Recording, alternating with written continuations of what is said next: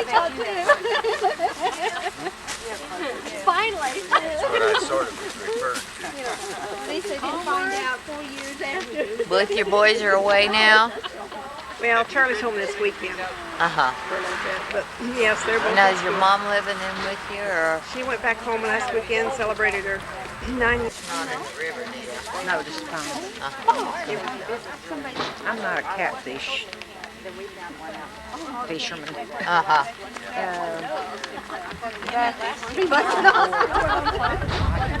This is the cemetery walk to Jones Grove Cemetery, Where's your girl from? October Well, I know her. 13th, Yeah, I know 1991, her. a beautiful fall day. Springfield, but she's lives in Riverton.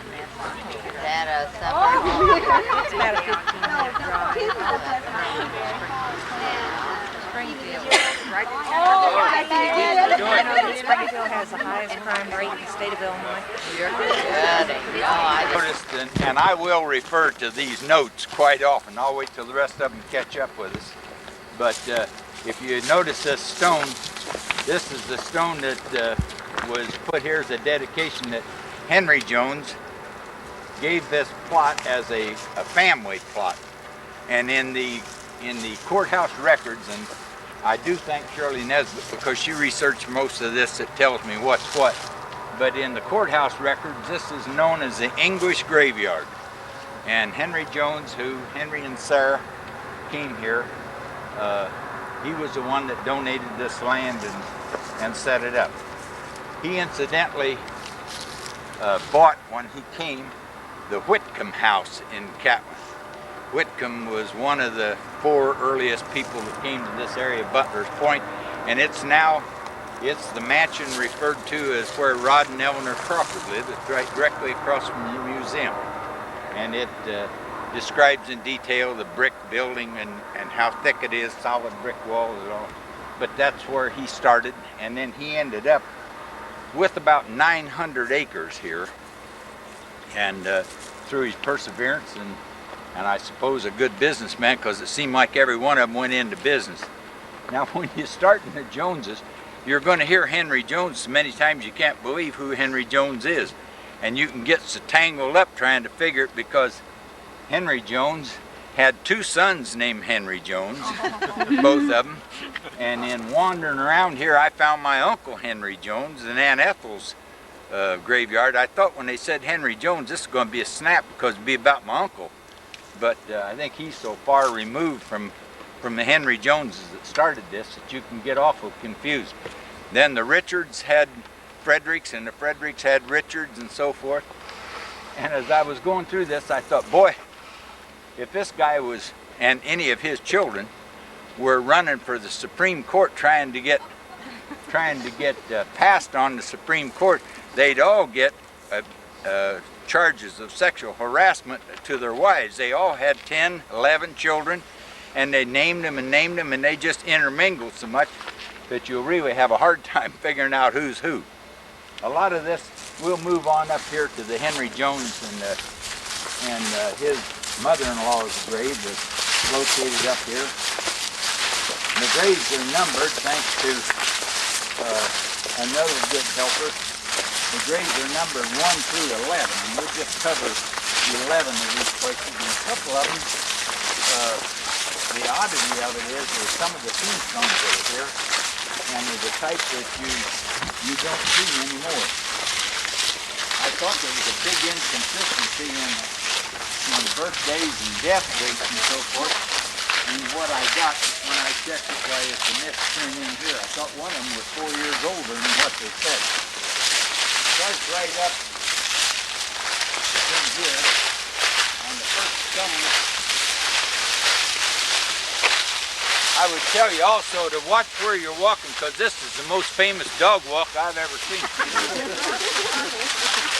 Every time I've been here, there's been at least 3 or 4 dogs with people walking around through here, walking the outskirts. This first stone right here is, as your brochure will tell you, is Ann Howe. And she was the mother of Sarah Howe, who married Henry Jones. They had, I can tell you how many children they had, but bunches. And Henry Jones and his wife Sarah have 2 headstones that we'll move to just a little bit after that, but Henry came here by himself, and he came over on a ship, and somewhere it's in here. Henry Hudson, I believe, was the name of it. He came alone, and then his wife followed him 1 month later with 7 of her 11 children.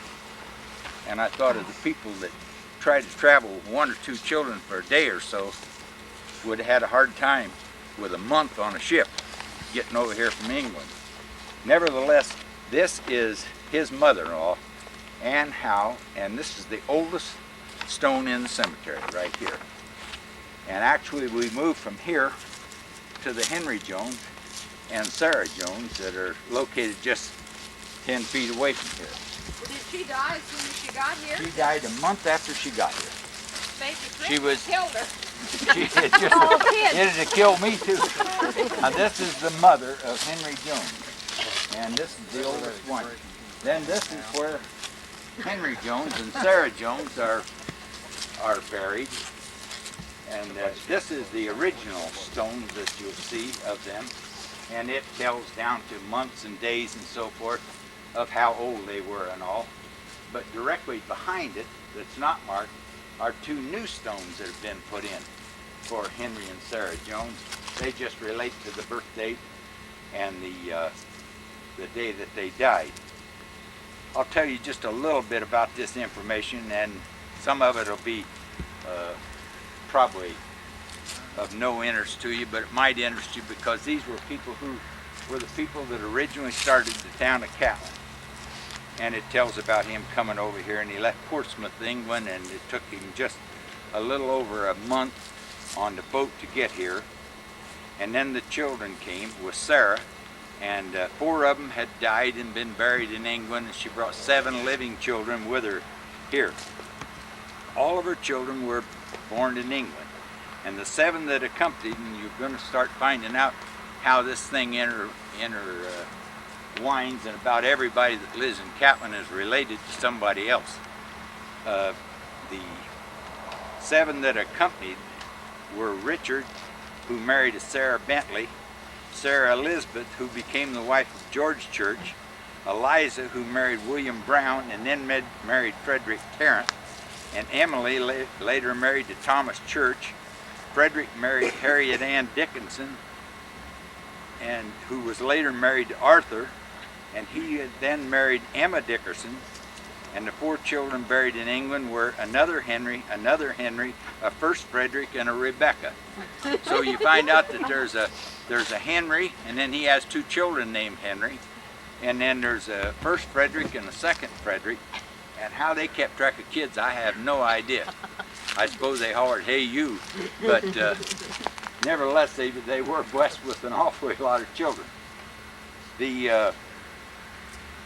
went into the business, and it tells how he settled in the house that I spoke of where Rod and Eleanor now live, and he accumulated the 900 acres that were just south of there, and he went into the mercantile business, and then you start finding out all the Joneses that were in the mercantile business. But he went in with his son Richard and still kept his farming, and right here I draw a complete blank that says the following are 2 excerpts about Henry Jones, but as you can see it's blank, so what the excerpts are I don't know. The next set of stones that we'll move to is the number 3 of Richard Jones, which is right here. And this is Richard Jones. This is the son of Henry Jones. And regarding Richard, quite a bit. He's the oldest son. He was the oldest son of Henry and Richard. He was born in England, worked in his father's business in the manufacturing of brass gas apparatus, and in 1855, at age 31, Richard was married to Miss Sarah Bentley. Sarah was born in England. Her mother died in England, and she and her father, Thomas Bentley, came with the Jones family to America, and she married then Richard Jones. He was the first station agent in Catlin and the first businessman in Catlin, according to the Dan Beckwith history. In 1857, he was appointed as the express ticket and freight agent at Catlin, which is, I never knew was anything but the Wabash Railroad, but at that particular time, it was the Great Western Railroad. He held that position for 12 years. A short time after his appointment, he and Hosea Sandusky built a large warehouse and commenced the grain trade under the name of Sandusky and Jones. They did a large and profitable business in 1858. Sandusky sold his interest to Richard. He also had an extensive dry goods business, and he was frequently elected supervisor and was president of the town board. Richard and Sarah had 6 children. Henry, who later married Ann Champion, Sarah Rebecca, who married Lafayette Pate, Thomas, who married Lottie Turpning, Albert, who married Clara Pate, and Walter, who married Clydia Shepherd, Frances Louise, who married Bert Brazel. So you'll see a Brazelton through here, and we don't have it on our tour, but there are 2 or 3 Brazeltons in here. Beckwith, in his History of Vermilion County, gives the following account of Richard's death. It was, I guess, a rather tragic death, and it's a beautiful day, but I would have hated to have my father die under circumstances like this. But it said, he says, quote, "His tragic death, tragic in its surroundings, will never be forgotten by the citizens of Catlin. His sister, Mrs. Sarah Jones Church, was entertaining her family and friends in honor of her 50th birthday. Dinner was served at 6 o'clock, and at the moment when joy and music were filling the mansion of the hospitable lady and everyone present was given over to the gladness, 3 young ladies were invited to sing. They commenced to sing a sad though favorite song of his, 'Mother, I've Come Home to Die,' when Mr. Jones straightened back in his chair and expired in an instant. The sadness which surrounded the gay company was known that death is taken from their very midst, the good man who since the death of his father had been looked up to by every member of the family as their head, was terrible to endure. The descent from unmixed joy and hilarity into grief which surrounds death was shocking if not tragic. Richard died on my birthday, not quite the same year, in October the 23rd of 1876, and was buried here in Jones Grove Cemetery. Sarah passed away in 1903 and is buried here beside him. The next stone that we go to is the Jones Monument, which you can pretty well tell from right where you are without having to move. If you don't want to, if you move in the sun, it is a little warmer. These are the 2 new stones of Henry Jones and Sarah Jones, but the others are still very legible and still there. And this is the Jones Monument here on Frederick Jones. And again, he was a son of Henry and was born in England. He grew up and obtained his education in Catlin. So I really don't know at what school or what would have been in Catlin at that particular time. But I think Catlin was established in 1856, if I'm not mistaken. And it said, I found one thing in this that might be of interest to you. It was to me, and I still don't know the answer yet, but I am going to track it down and see if I can't figure it out. He grew up and obtained his education in Catlin, and at 14 he became a clerk in the Mercantile Business run by his father and his older brother. At 15 and a half, he went to Lafayette, Indiana to become a blacksmith at the Lafayette and Indianapolis Railway Shop. He served his apprenticeship of 2 years and 2 months and returned to Catlin and built a blacksmith shop. There's a blacksmith shop in the old dealership that we used to have down at the corner, still there. That dealership, I don't know the history. It was a blacksmith shop. That blacksmith shop was located in the southwest corner of the building. It had a cistern, and that was still there when we took over the business, and it was in what we had as our parts room. But who had that blacksmith shop prior to it ever becoming an automobile business, I don't know. And when I read this, I wondered if this could be the person that established the blacksmith shop that was there in Catlin. In 1862, he dissolved his partnership with S.A. McGregor and went back to being a clerk in the store with his brother Richard and his father having passed away that year. Frederick married Harriet Ann Dickinson, and I think this is now where the Dickinson drugstore starts to come in, that you find. I don't know how many of you remember the old buildings in Catlin, and I'm certainly not an authority on the history of Catlin, and I'm not a native of Catlin. I was born in Danville, and at the age of 6 months I developed double pneumonia, and the doctor said that my family must move somewhere I could get fresh air and fresh cow's milk. And so my father traded our house that we lived in Danville, a little house up on Oak Street, I believe it was. He traded houses with Henry and Ethel Jones, who lived in Catlin, that became our home place, and they just traded even up. They traded houses. Uncle Henry worked in Danville, and that was easier for him to get there rather than ride the Urban, and we moved to Catlin at the age of 6 months. And at that time then my father acquired a couple of cows that I later learned to hate, but we had the cows, and that's how we moved to Catlin. So 69 and a half years ago I moved to Catlin, but I was born in Danville. But a great amount of these things and these stones around here, I reminisce back when I was a kid and where things were. And these grocery stores and mercantile stores they speak of, I haven't got straight in my mind which Jones is which Jones that had it. But when I was a boy, A. Jones and Son was the building on the south side of where Tom Huffman has an insurance agency now. Where Tom Huffman has his insurance agency was the old Dickinson store and the pool hall in the back, because I remember the pool hall and the card games in the old Dickinson store, and they sold ice cream and candy there, and that's where we got our ice cream and our candy.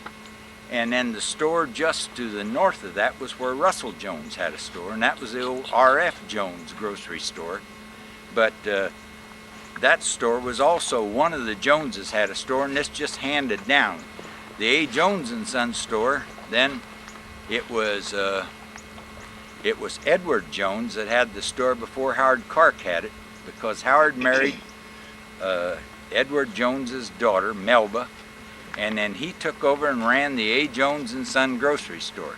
Then Howard and Melba are buried right over here. He ran the A. Jones and Son store till it basically went out of business. And I think at that time Russell Jones sold the store, and then he moved over where Howard was, and he continued the store, only the thing became the R.F. grocery store instead of the A. Jones grocery store. And Joe's buried over there, who was Howard's and Melba's only son. He was a boy that was a year older than I was, and he was killed in World War II in a Navy plane training accident.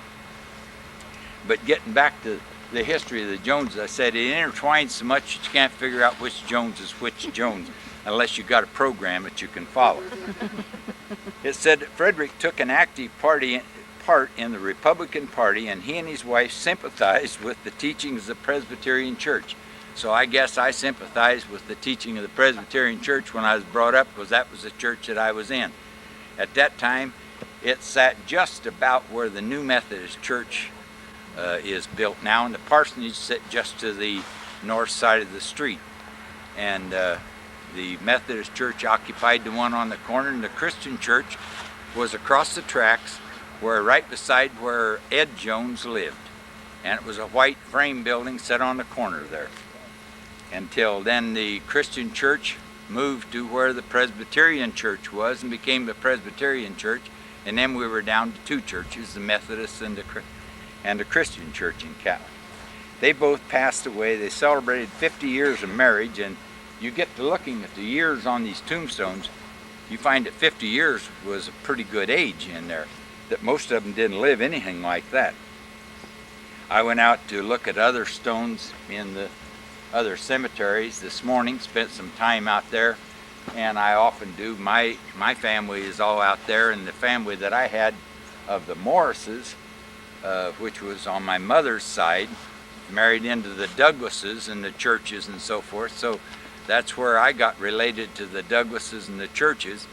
But my grandfather, who all of them died before I was born, he died in 1909, and he ran the Scott Morris Livery Barn in Catlin, which was at that time located just at what you'd say the square in Catlin where the four-way stop is. John Vickevic built a Ford dealership here about 35 years ago, somewhere thereabouts.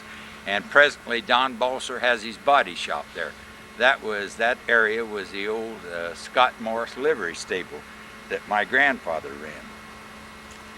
We move on to, and this gets just a little repetitious, so I hope I don't bore you, and we'll cut it as short as you want to make it. Right behind us is an unusual grave, and this is the Tarrant, Frederick Tarrant grave. And it's sort of odd insofar as Eliza was Eliza Brown, and she has her name on this barrel-shaped stone in front, and she has one of her husbands on one end and one on the other end, so she evidently was very dominant. She keeps pretty good control of both of them. But William Brown's on one end of it, and Frederick Tarrant's on the other end. But I guess it is, isn't it? She buried in the middle? I don't know. They probably still fight. Nevertheless, Fred Tarrant was born in Berkshire, England on the 15th of May in 1824 and came to Catlin in 1853, 3 years before Catlin became a town. He was an early settler and a member of the Masons Lodge of Catlin, and he and his wife were members of the Methodist Church. They were the parents of 9 children. Sarah, who married C.P. Williams, Miriam, Arthur H., Jesse B., Thomas, Alice, and 3 who died in infancy. Frederick, another Frederick, died in 1859. Helen died in May 6th of 82, and Elsie died in 74. 1 year, 10 months. So a lot of the children died in the first couple of years of their life. And Mrs. Tarrant had one child by her former husband, Emily Brown, who married James White. East across the roadway are the graves of Thomas Tarrant and his wife Juanita Tarrant. Tom Tarrant was the Tuck Tarrant that I knew when I was a little bit of a kid, and he put in all the sidewalks that were put in the city of Catlin, what the city of Catlin then was, which is not quite the city limits that it is today. As a boy, I carried magazines that most of you probably never heard of, the old Liberty and the Cosmopolitan, the American, the Ladies' Home Journal, and the Grit, and the so forth, and then started with the Chicago Daily News. So I knew just about every person that there was to know in Catlin because I carried papers there. Mrs. Tarrant was the most distant woman that I ever saw. I don't ever remember having seen her. I carried a newspaper there every single day, put it on the porch. She had a brick on the front porch. I lifted the brick, put paper under the brick, put the brick back, and sometime after I left, she'd open the door and get the paper. When I got paid on Saturdays for delivering the paper, the money was under the brick. She'd put the money under the brick, I'd get my money, put her receipt back under the brick, and I never saw this lady. I never saw this lady. I thought today, surely sometime I did see that woman, but I swear I never saw her in my life, and I carried papers there in the early 30s for a long while. Juanita Tarrant, the teacher that I knew, probably as a teacher, I thought this morning, probably touched more lives of people in Catlin than any one person in any of these cemeteries. She taught my oldest first cousin, who was Keith Jones, that was Henry and Ethel's boy. She taught him in the first grade of grade school. She taught my cousin John Douglas. When he went into school, he went to Juanita Tarrant. When I went to school, and I believe I started in school somewhere right around 1926 or 27, and I had Mrs. Tarrant for a first grade teacher. Pat and I had 3 children, and Mrs. Tarrant was our first grade teacher. So she taught years and years and years in Catlin School, and I think probably of all the people I know touched more kids in school because there was no preschool and there wasn't any kindergarten. She got them right out from under mother's wing, and I would not think that would have been the greatest job in the world, but she did manage. It says in here that in the early 60s, Fred Tarrant, who was the somewhere the father or grandfather of the Juanita Tarrant that I knew he and John Swinnell had a nice drugstore, and the Swinnell, that name never rang a bell with me. I've never seen it on a gravestone, and I can't figure it out. It moves to here to a baby's grave, and wait till right back over here is a small child's grave.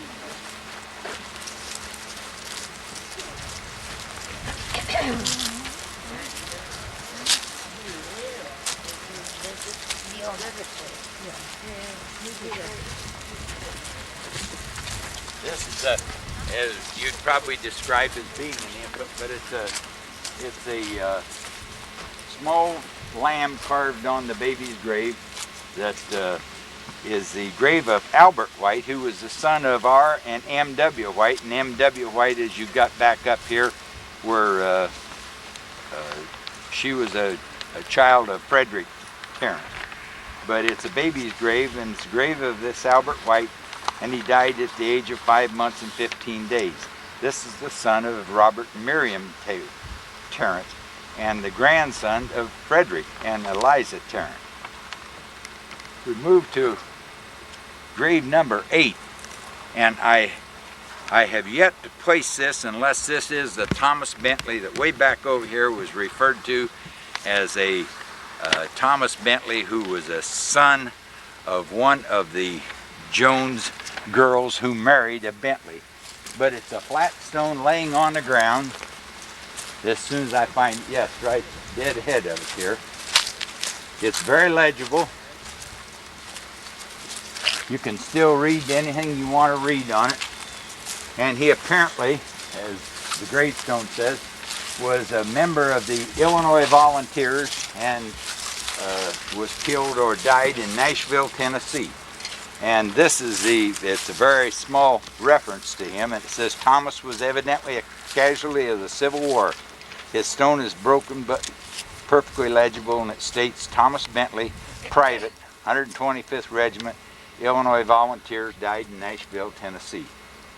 And some of these stones are down, and some of the stones, I know that Fred has done an immense amount of work, research and so forth in God's Acre Cemetery.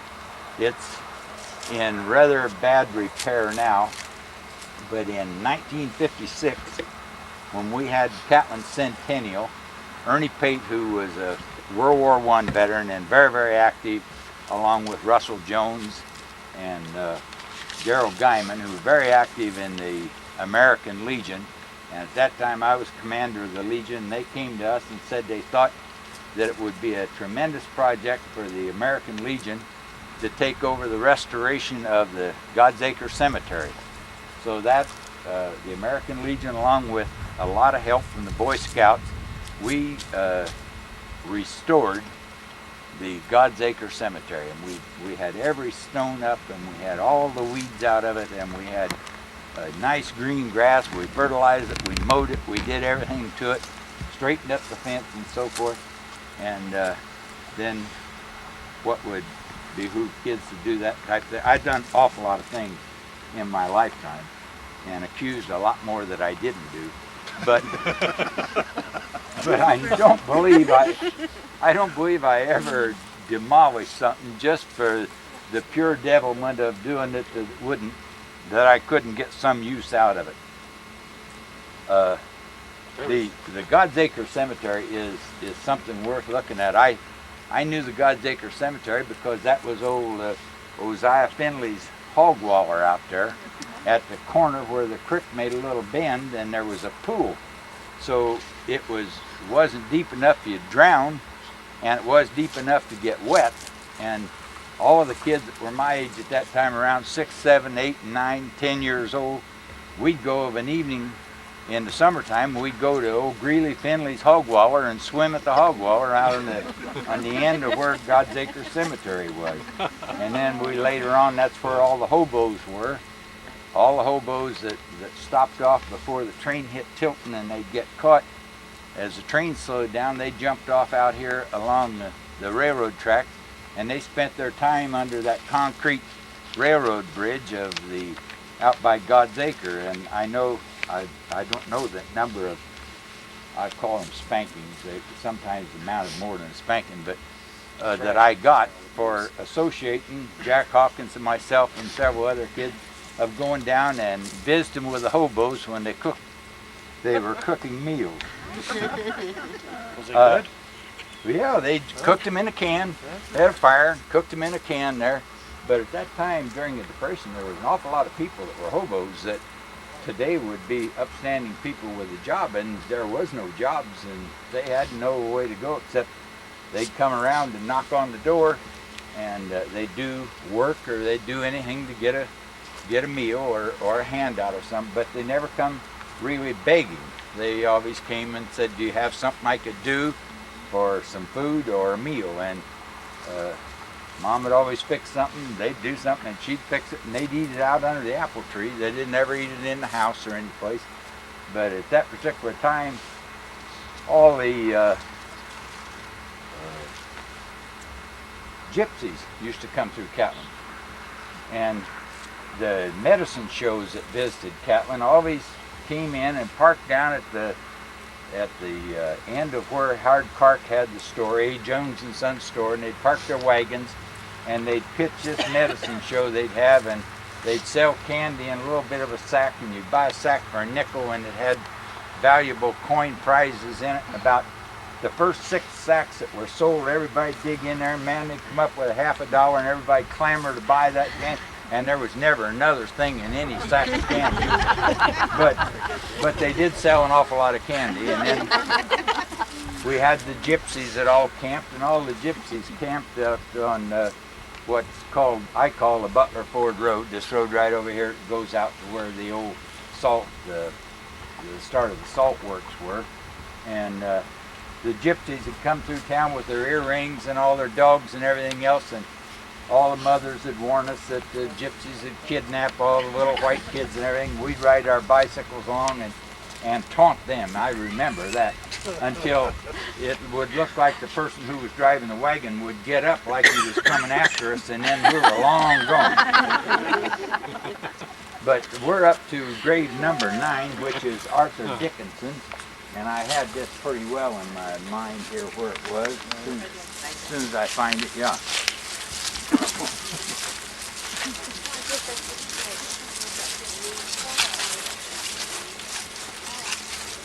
And this is the John Arthur Dickinson grave plot here. He was also born in Lincolnshire, England, and he was confirmed by the Holy Bishop of Lincoln and served as an altar boy in the Church of England. His formal schooling was in England. In 1881, the family came to America and established their home in Vermilion County, and John was 16 years of age when he came. There were 9 children in their family, and he was the 6th child, and his brothers and sisters, Betsy and Henry and Carby and Sarah and Stephen, William, Alice, and Moses. And Moses sort of threw me. I hadn't heard that one in here before. He worked in a section of he worked on the, I think it's what this refers to as he worked on the section, because they used to call it a section gang. And there was a given amount of railroad track that they called a section. That section gang had charge of taking care of the roadway and so forth. And it said he worked on the section of the Wabash Railroad for $1.10 a day. And he must have been pretty high paid, because I worked for the Wabash Railroad on the section when I was a kid for $1 a day. And what we did was cut horse weeds, and we had to cut the horse weeds on the right of way with a scythe for $1 a day, and $1 a day was awfully good money for a young kid. And if I were to stand and tell you what $1 would buy, why, you'll realize how much money that was. Nevertheless, it says on the death of his father, he assumed control of the family farm, where he remained for a few years. He then came to Catlin, where he and his younger brother established a grocery store, which they conducted under the firm name of Dickinson Brothers for 3 years. John brought his brother's interest and continued the business. In 1901, his store was destroyed by fire, and he lost most of his earnings. In 1901, in July, he borrowed money and started again with a large line of groceries and a confectionery. This is where the old, what we call the Dickinson drug came into being. Said he also conducted a lunch counter, and his business steadily grew. In later years, he ran a pool hall, and the pool hall was in the back of it, as well as the card games that the law officer at that particular time wasn't supposed to know about. He was nominated and elected Justice of the Peace on a Republican ticket. He became a supervisor of Catlin Township in 1900, was an active member of the Catlin Lodge, filled all the offices also of the Oddfellows Lodge, and was a member of the Modern Woodmen of America and served on the Catlin School Board. He married Cora Bennett, who was the daughter of Henry J. and Melissa Stark Bennett, and they had one son, John Thomas. Mr. Dixon was 69 when he died in Catlin in 1935. After her husband's death, Cora made her home in Seattle, Washington with her son and family. Now it appears all of them are out in that area. Cora died in 1959, was 82 years of age. John and Cora's granddaughter, Winifred Iona Dixon Hanson, lives in Washington with her husband, Arthur. They have a daughter and a son, John, Arthur, and 4 grandchildren who all live in the Seattle area. Move on to the Richard Pusey, number 10, which is right here.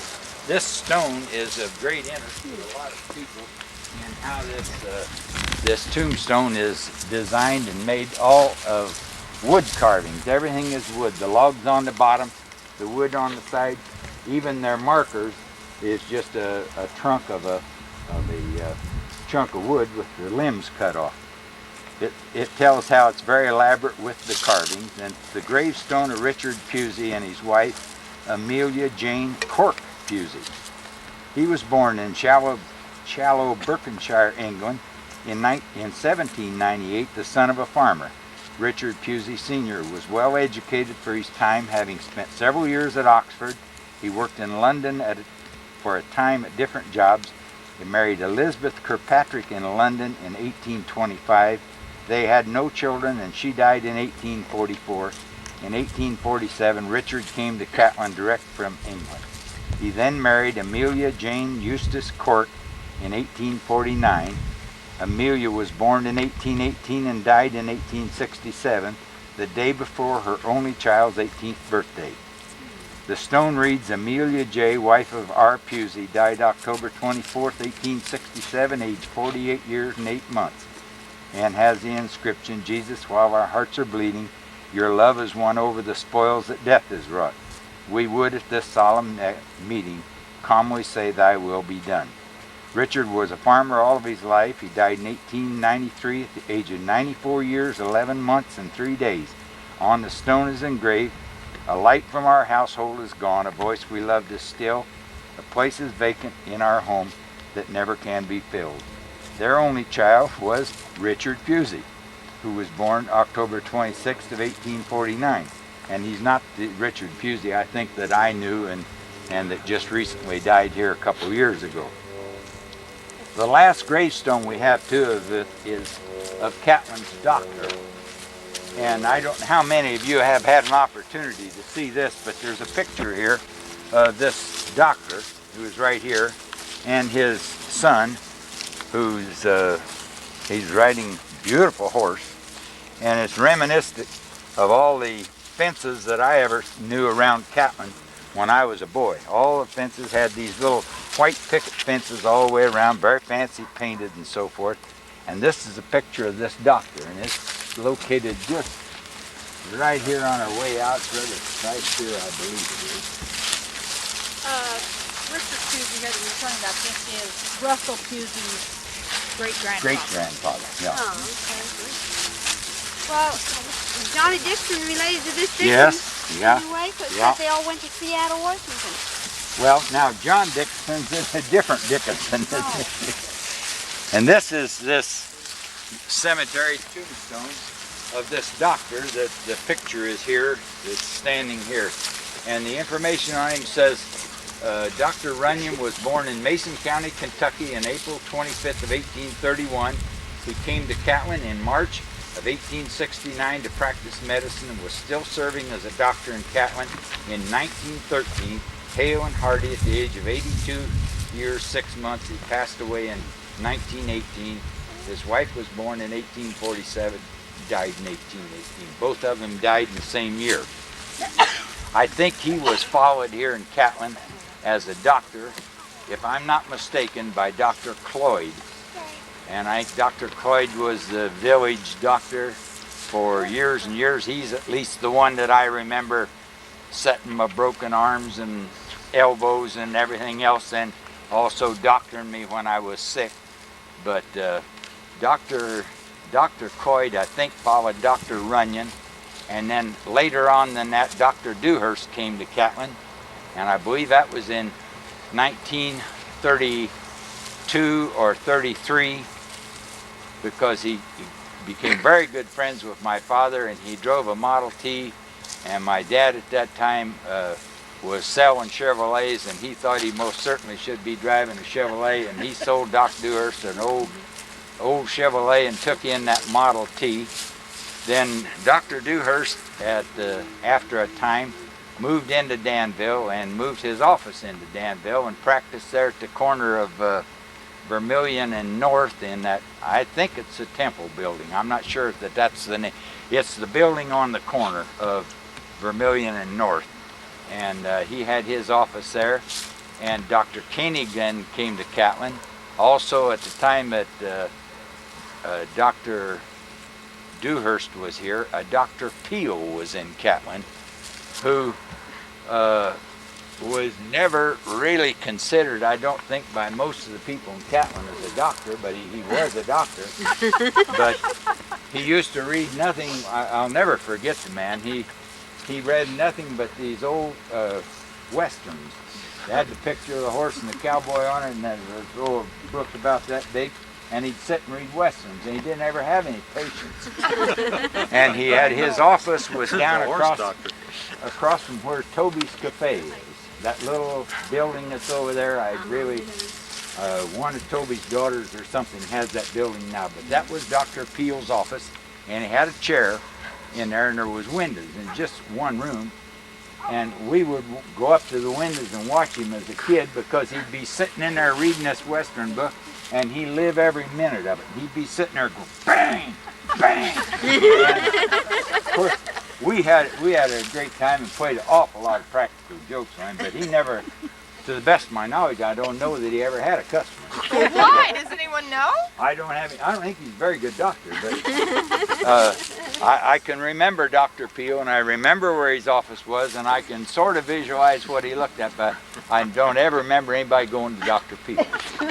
But this basically concludes the cemetery walk. I think they have some refreshments for you back at the museum, and you're welcome to walk through and look around and see some of the history of Catlin. As you look through this, I don't guess the cemetery is a place to go to really enjoy your Sunday afternoon looking at dead people, but nevertheless, I guess we're all going to end up there one day or another. But there is a considerable amount of history attached in these places, and if you're interested in Catlin, as most of you are and have lived here the biggest part of your life, this cemetery and Oak Ridge Cemetery and God's Acre hold some real great history of Catlin, and especially God's Acre.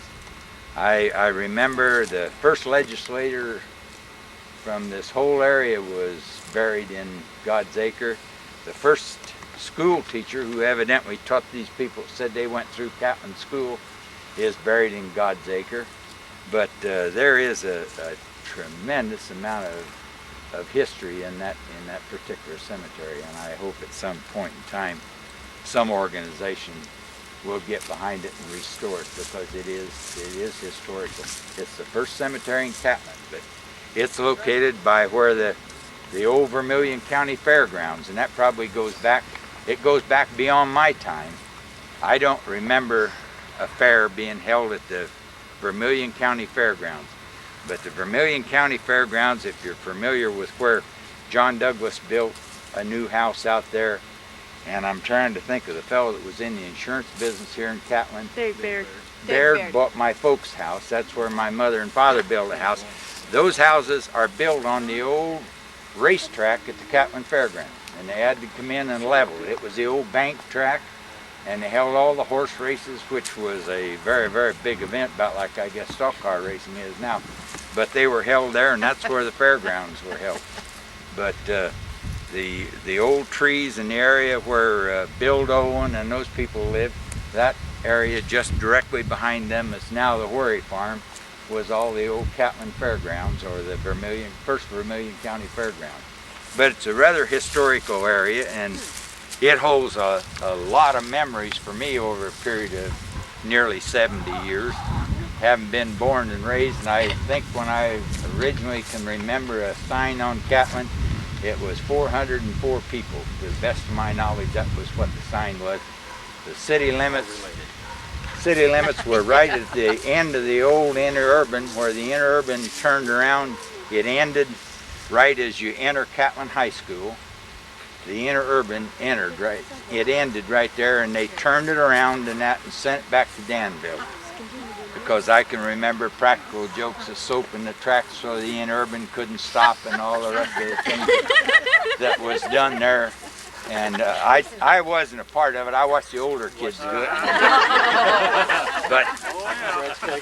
but the fella that used to run the interurban would come down through here, and I think it was around 10 o'clock at night was the very last one it ran. It ran along the side of this old brick road that used to run between Catlin and Tilton. The only part of the brick road that's left is when you come in the cemetery, you see that one, because that used to be the turn coming out from Catlin. You made almost a right turn. It was the old brick cemetery, or the old brick single slab road that went to Tilton, because we used to race our cars when we were kids back and forth on this old brick road, and we had to let one guy have 2 wheels on the brick and the other one had 2 wheels on the brick, and you're disqualified if you tried to crowd him off and that type thing.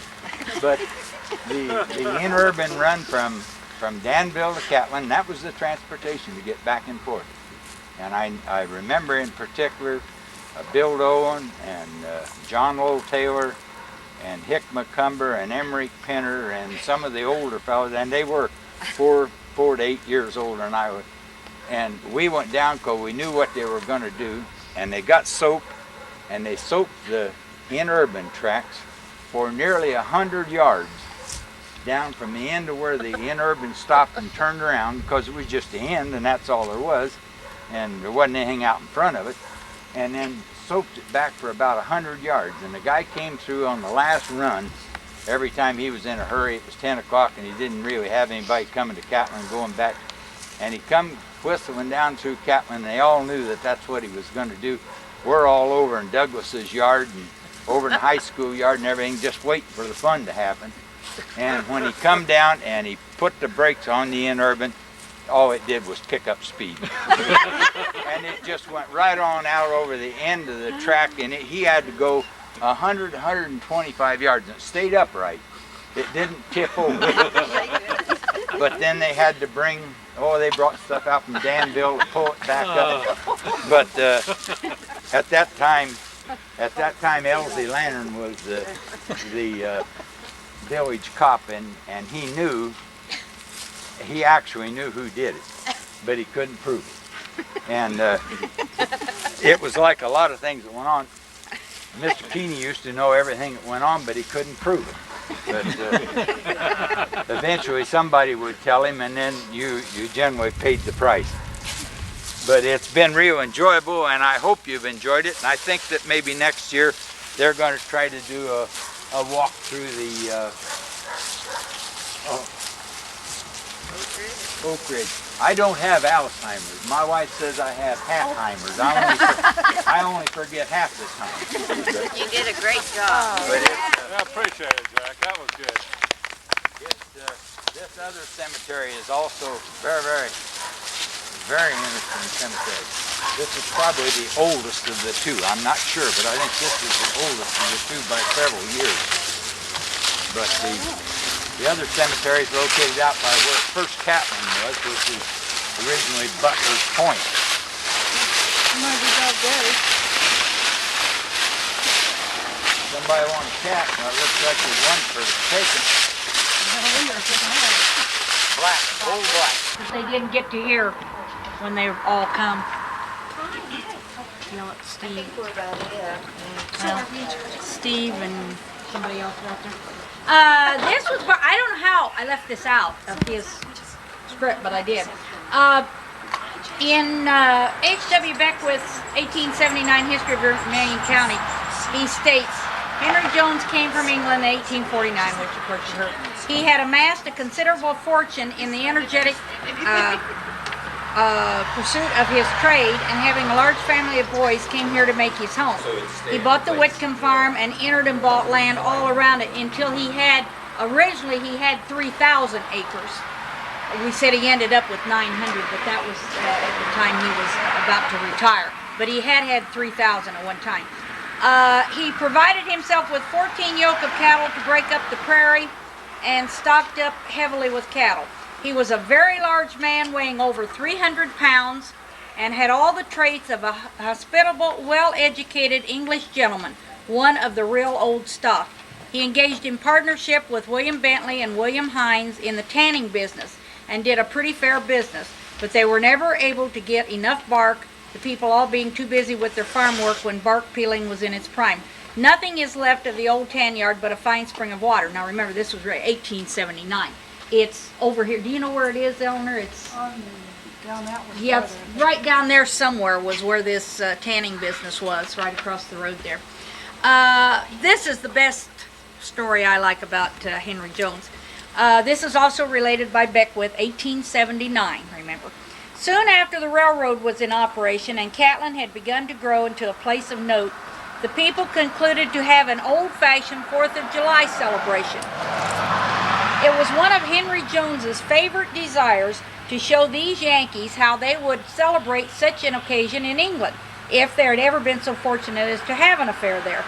He had been brought up under the Lion and Unicorn, and had never been accustomed to see a 4th of July, and had held to the traditions of his fathers, that Sir George was a bigger man than ever the 4th of July was.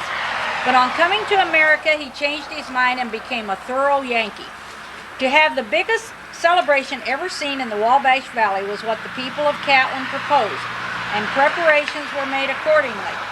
Mr. Jones told them to go into his herd and slaughter all the fat steers they wanted.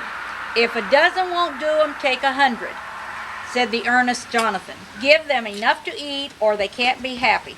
He was unanimously chosen president of the day. The preparations went forward on the grandest scale.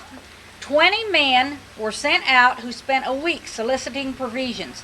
Wagon trains were pressed into service to bring in the abundance of the land. The best band in Indiana was engaged, and Daniel Voorhees was sent for, but previous engagements prevented his attendance, and Dan Beckwith came in his stead. Now, Dan Beckwith was also in that original party that were at the Salt Works. And of course, that's who Danville was named after. He was here in Catlin before he went to Danville. The preparations, which had been going on for weeks, finally ushered in the glorious day. A whole flock of eagles could not have added to the patriotic enthusiasm of the occasion. Crowds of people came in from all the surrounding country, and Father Jones was happy. Catlin had not as yet been captured by the Good Templars, and the boys did not forget to drink bumpers to the good old Englishman who had been converted into a live Yankee. The fund of provisions was ample, and the baskets full of fragments which they took up were never counted, but there was enough to keep Jones's hogs for weeks, and after having given away to the poor all they could eat, Catlin can be depended on when her citizens get aroused. So these are all excerpts out of the oldest written history book of Vermilion County, which we have. We also have a copy of his diary on the trip over from England, which is fascinating reading, of his 6 weeks coming over. So on the counter in here, we have all the pictures of all of the Jones stores. We have inside pictures, we have pictures of Dickinson's, and they're all lying here on top of this cabinet when you get inside. So come in and enjoy your refreshments and look at the pictures. Take care. Cemetery board, I don't know. I've always wondered how Nice they seeing decide when they're buried. I would want to be buried and stuff. Oh yeah. Well, you know, I thought this one was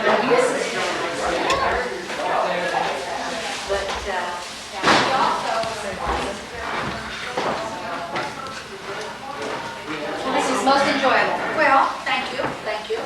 Thank you for all the hard work. You're welcome.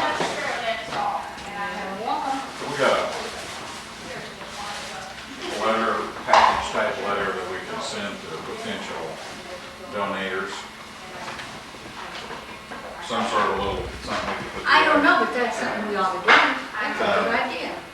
Well, it really wasn't my idea. One of my projects for this month was to go to the First Midwest Bank. So I did. And I think we're gonna get, I'm guessing $500. But they said they would on something.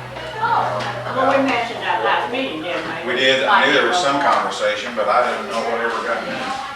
Yeah, we ought to put But together. just, you know, kind of what we've got, where we are, where we plan on going, not detail, I don't think. No, I don't. What we want their donation for, you know, we want to start restoration petition, for instance. Right. Yeah, okay. And, This is the restored function. This is restored by Jim Jones.